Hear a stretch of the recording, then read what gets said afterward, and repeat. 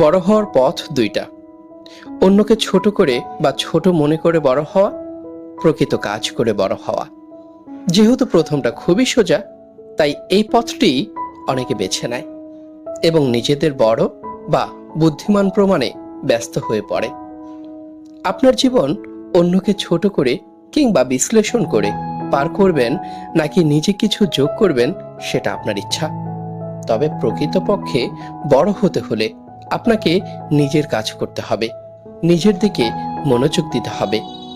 অন্যদের দিকে মনোযোগ দিয়ে সময় নষ্ট করতে থাকলে আপনি পিছিয়ে পড়বেন।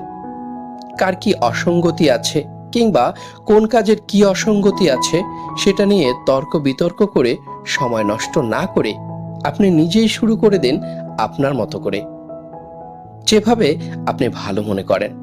আপনার পদ্ধতি যদি ভালো হয়, আপনার কাজ যদি ভালো হয়, তাহলে সেই কাজই বাকিদের উত্তর দিয়ে দেবে।